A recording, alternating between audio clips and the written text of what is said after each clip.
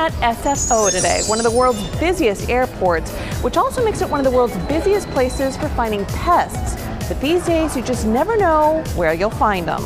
On any given day at San Francisco's International Terminal, you'll find a bustle of people and luggage.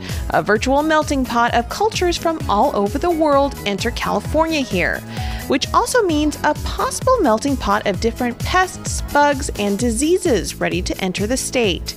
You see, anything as harmless as an apple or sandwich from another country could possibly wreak havoc on our agriculture. That's where these folks come in. You may have noticed them before at the airport but weren't quite sure what they did. They are U.S. Customs and Border Protection officers. And at ports like these across the state, they are in charge of safeguarding one of the most agriculturally important places in the world. Here in California, it's extremely important because we are the first line of defense for any passenger that's coming into the country. So a lot of things are at risk in terms of, for example, our citrus industry. There's a lot of diseases and pests that could affect that industry, so we want to protect that. The task of these officers is enormous: to make sure any hitchhiking, traveling pests from other countries don't find their way past this checkpoint and into one of California's most important economic engines, agriculture. Here's how it works.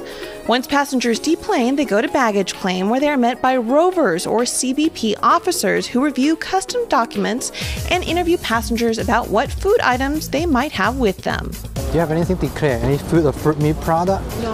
Plant, flowers, seeds? No. Any food or fruit plants? Just chocolate biscuits. So spices like jeera? No jeera? No. To further help matters, and because they have a nose for this sort of work, the CBP Canine Unit, also known as the Beagle Brigade, is brought in as well. What officers can't see, these officers can sniff. In fact, these four-legged dynamos can sniff up to 30,000 pieces of luggage a day. And don't let their furry and fluffy exterior fool you. These federal agents mean business.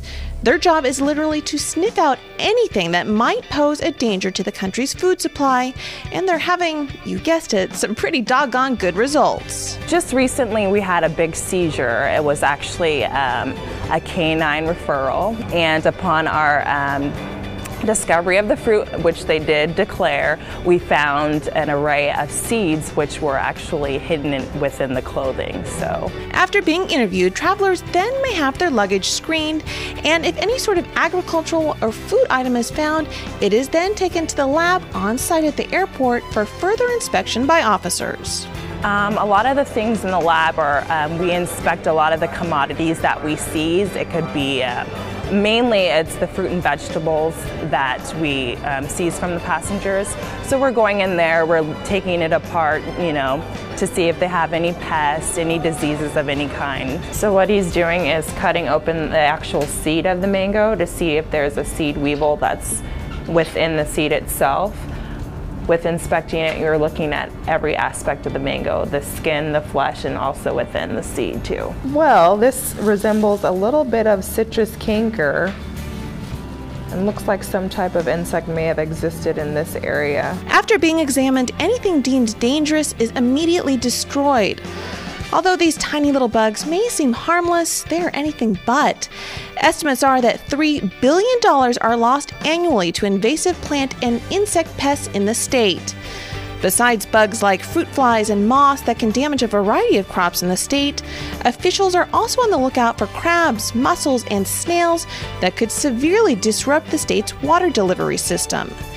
And whether introduced on purpose or by accident, the result is the same: a soaring number of non-native invasive pest infestations that have the potential to damage California's farmland, backyards, parks, and waterways. The key, officers say, is all in education.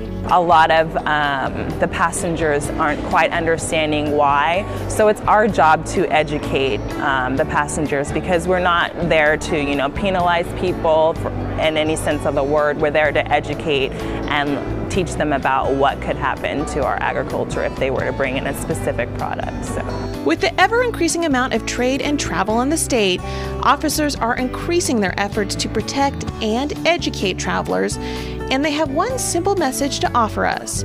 Pack your memories and bring them back to California, but please don't pack a pest.